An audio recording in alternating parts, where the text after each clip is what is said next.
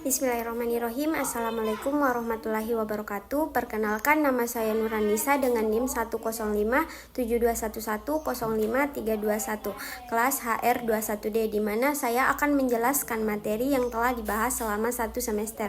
Yang pertama itu konsep dasar manajemen, di mana pengertian manajemen itu sendiri adalah proses perencanaan, pengorganisasian, pelaksanaan, dan pengendalian sumber daya seperti manusia, keuangan, waktu, dan material untuk mencapai tujuan yang telah ditetapkan dalam suatu organisasi.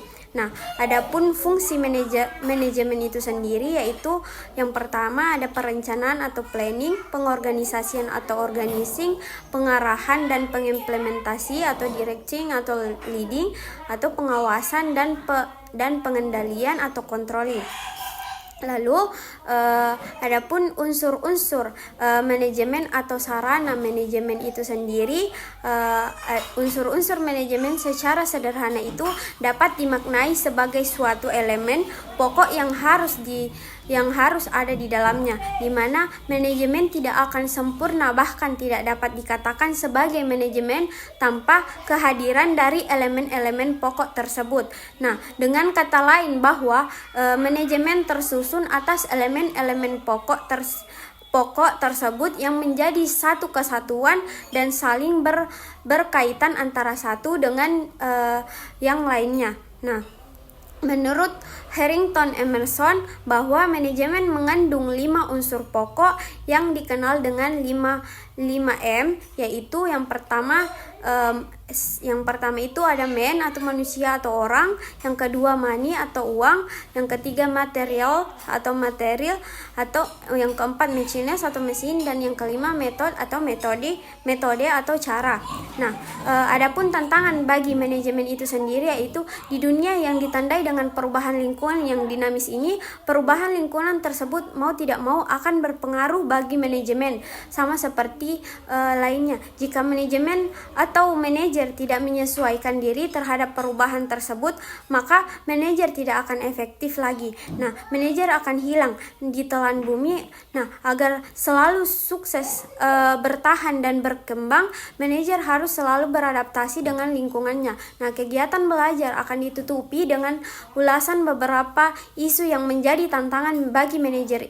Nah, isu tersebut adalah yang pertama itu pendidikan dan pengalaman atau profesionalisme.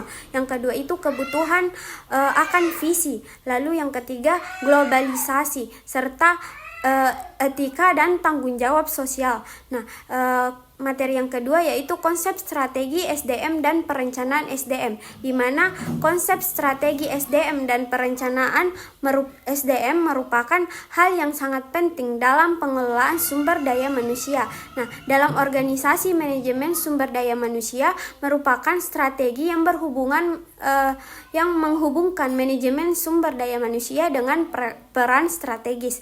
Nah, tujuannya untuk meningkatkan kinerja bisnis dan mengembangkan budaya organisasi serta mendorong inovasi dan fleksibilitas. Nah, lalu strategi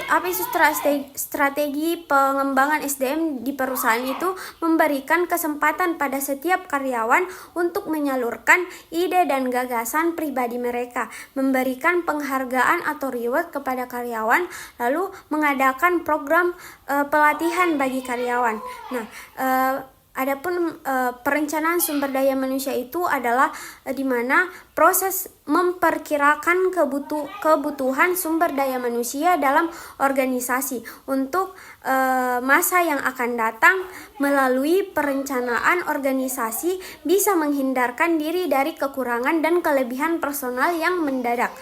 Lalu adapun operasional perencanaan SDM itu sendiri yaitu meningkatkan pendayagunaan SDM guna memberi kontribusi terbaik, lalu menyelaraskan aktivitas SDM dengan sasaran organisasi agar setiap pegawai atau tenaga kerja dapat mengoptimalkan potensi dan keterampilannya guna meningkatkan kinerja organisasi. Lalu penghematan atau biaya, waktu, dan yang diperlukan.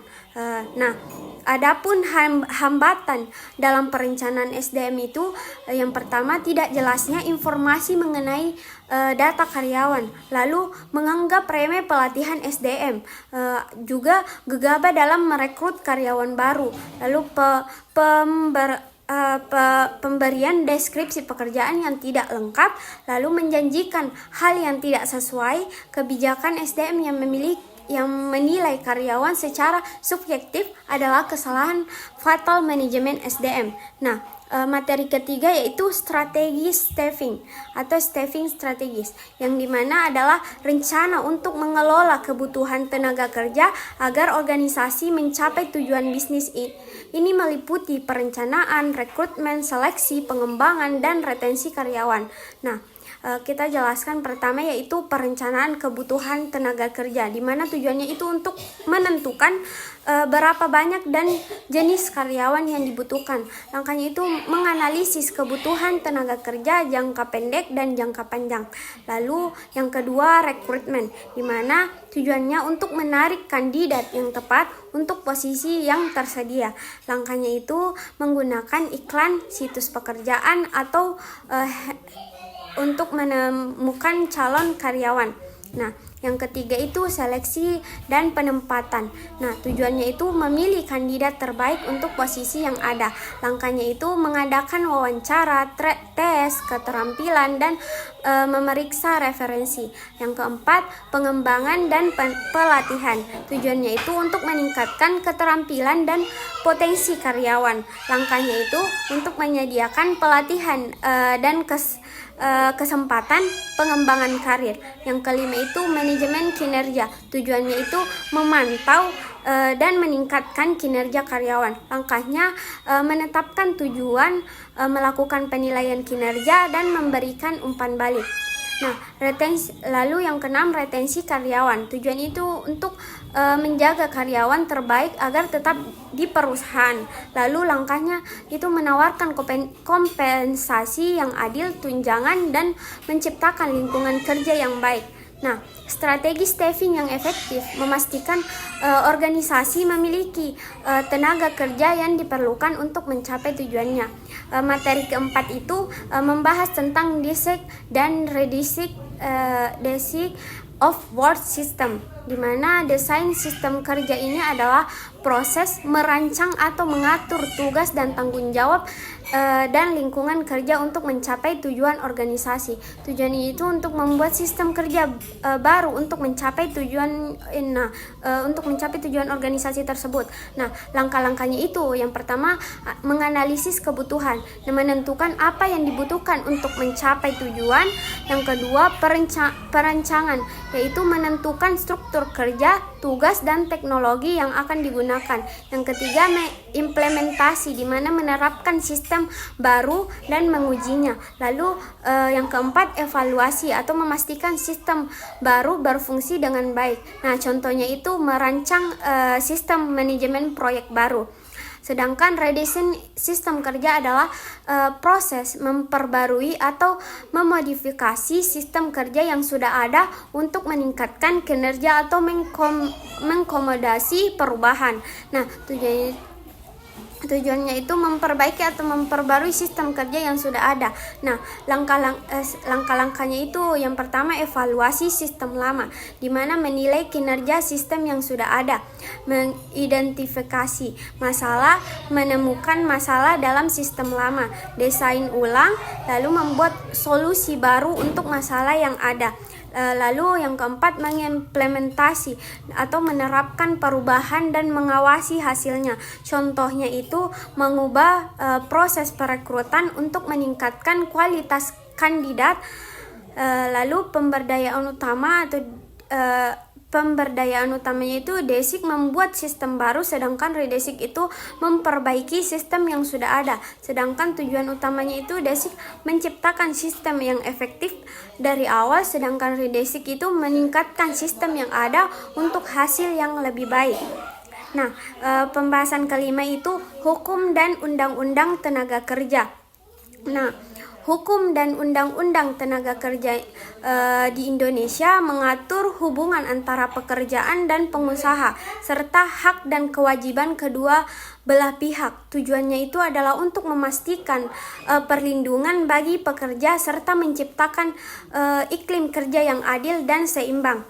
Nah, hukum dan undang-undang tenaga kerja di Indonesia, yang pertama dasar hukum pada Undang-Undang Nomor 13 Tahun 2003 tentang Ketenaga Kerjaan yang mengatur hubungan kerja, hak dan kewajiban pekerja dan pengusaha. Sedangkan di Undang-Undang Dasar Nomor 11 Tahun 2020 tentang Cipta Kerja yang mengubah beberapa ketentuan dalam Undang-Undang Ketenagakerjaan untuk meningkatkan investasi dan lapangan kerja. Nah, adapun hak pekerja itu yaitu upah minimum ditetapkan pemerintah daerah, lalu jam kerja dan lembur yang maksimal 40 jam atau per minggu, lembur dibayar sesuai ketentuan, lalu cuti. Nah, cuti tahunan, cuti sakit, cuti melahirkan, keselamatan dan kesehatan kerja. Nah, lingkungan kerja harus aman dan sehat. Lalu kewajiban pengusaha. Nah, perjanjian kerja harus jelas dan transparan. Jasminin pekerjaan harus didasarkan ke BPJS Ketenagakerjaan.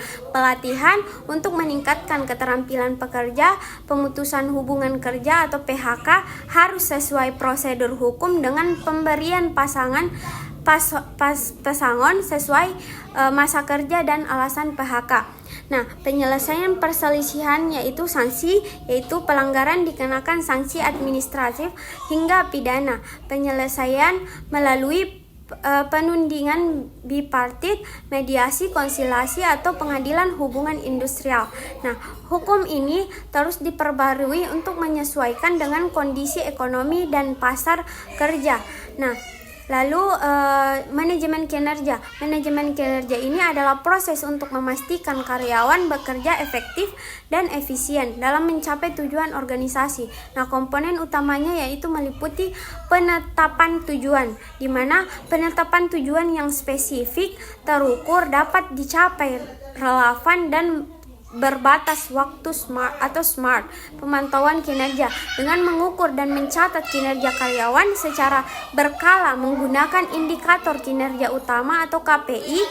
Lalu yang ketiga, umpan balik dan evaluasi dengan memberikan umpan balik rutin dan melakukan evaluasi tahunan untuk menilai dan memperbaiki kinerja.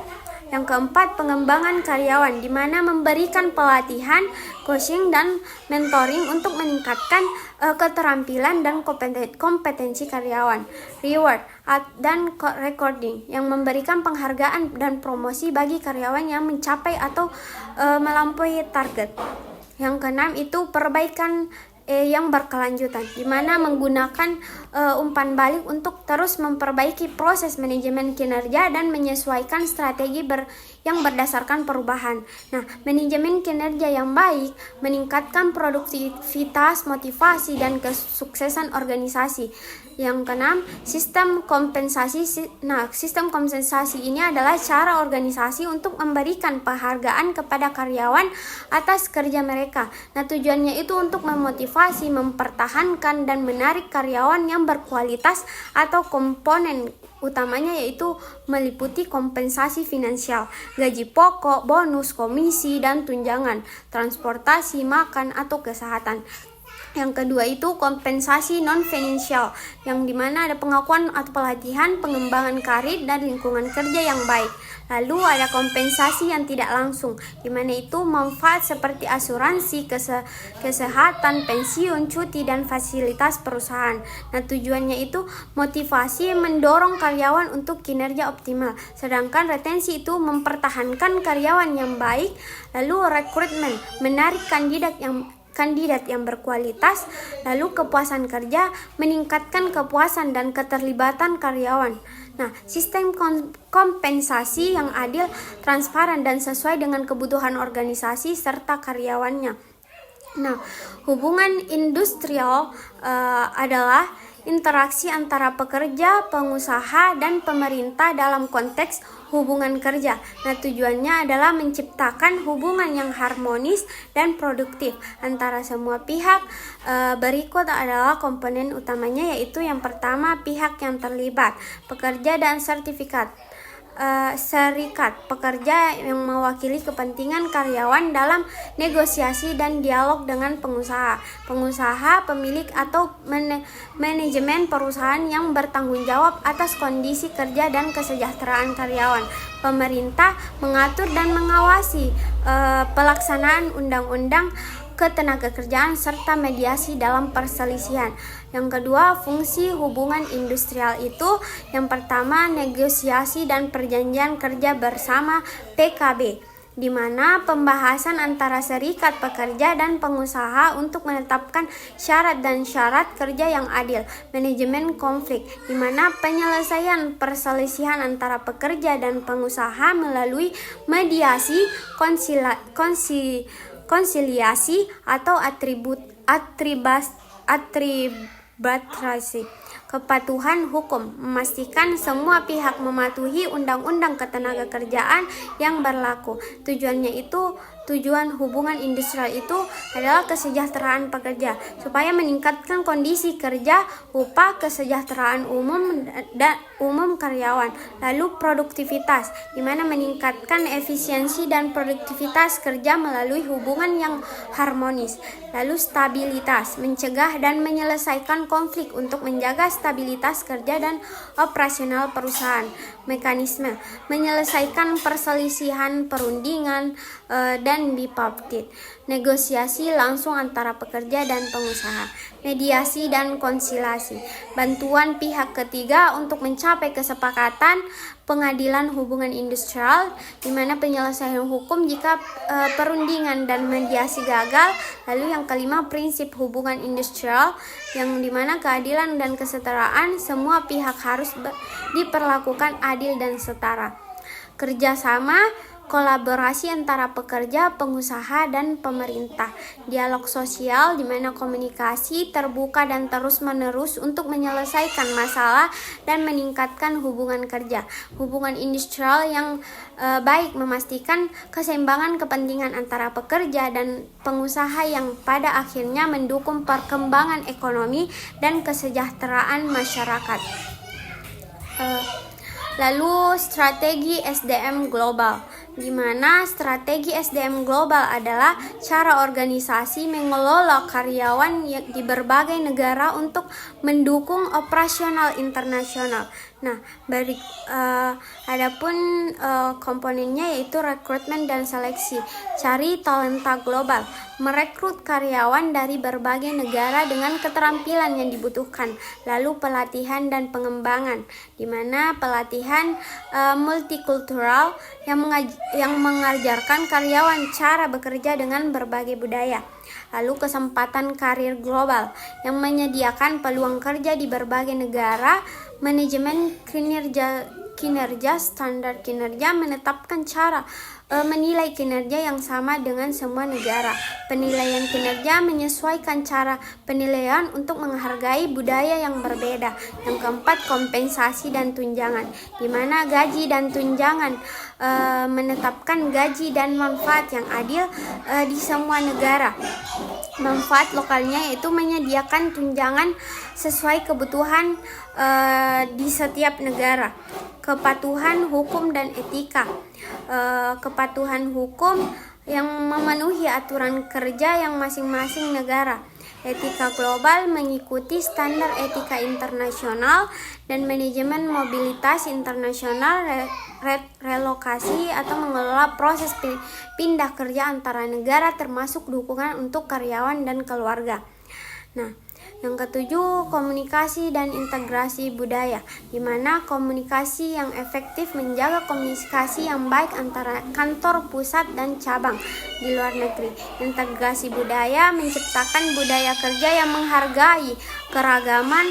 Strategi SDM global membantu organisasi mengelola karyawan secara efektif di berbagai negara dan mendukung keberhasilan bisnis internasional. Nah, Sekian dari materi yang telah saya bawakan. Mohon maaf jika masih banyak kekurangan. Wabillahi taufiq wal hidayah. Wassalamualaikum warahmatullahi wabarakatuh.